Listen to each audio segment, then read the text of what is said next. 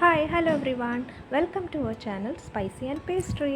ഇന്നത്തെ റെസിപ്പി നമ്മൾ വീട്ടിൽ തന്നെ കോക്കോ ബട്ടർ വെച്ച് ചോക്ലേറ്റ്സ് ഉണ്ടാക്കുന്ന റെസിപ്പിയാണ്. അപ്പോൾ ഇവിടെ ഒരു 100 ഗ്രാം കോക്കോ ബട്ടർ എടുത്തിട്ടുണ്ട്. അതൊന്ന് മെൽറ്റ് ചെയ്തെടുക്കാം. ഡബിൾ ബോയിലിംഗ് മെത്തേഡാണ് യൂസ് ചെയ്യുന്നത്. അപ്പോൾ താഴെ പാനിൽ വെള്ളം എടുത്തിട്ടുണ്ട്. അത് തിളച്ച് വരുമ്പോൾ ഈ ബൗള് പ്ലേസ് ചെയ്യണം. അപ്പോൾ വെള്ളത്തിൽ മുട്ടാൻ പാടില്ല. എന്നിട്ട് ഇതുപോലൊന്ന് മെൽറ്റാക്കി എടുക്കാം. അതിലേക്ക് ഇനി ഒരു 1/2 കപ്പ് ഐസിങ് ഷുഗറാണ് ചേർത്ത് കൊടുക്കുന്നത്. എൻ്റെ കയ്യിൽ ഐസിങ് ഷുഗർ ഇല്ലാഞ്ഞുകൊണ്ട് ഞാൻ പിന്നെ പൊടിച്ച പഞ്ചസാരക്കകത്ത് ഒരു നുള്ള് കോൺഫ്ലോറും കൂടെ ചേർത്തൊന്ന് പൊടിച്ചിട്ട് ഒന്നും കൂടെ അരിച്ചെടുത്തിട്ടാണ് ഇത് ചേർത്തേക്കുന്നത്. ഐസിങ് ഷുഗർ ഉണ്ടെങ്കിൽ അത് ചേർക്കുന്നത് ഒന്നുകൂടെ പെർഫെക്ഷൻ കിട്ടുന്നത്. ഇനി അതിലേക്കൊരു 4 ടേബിൾ സ്പൂൺ കൊക്കോ പൗഡറും 8 or 9 ടേബിൾ സ്പൂൺ മിൽക്ക് പൗഡറും കൂടെ ചേർത്തിട്ടൊന്ന് മിക്സ് ചെയ്ത് കൊടുക്കാം. അപ്പോൾ മിക്സ്ചറൊക്കെ ഇച്ചിരി തിക്കായിട്ട് വന്നിട്ടുണ്ട്.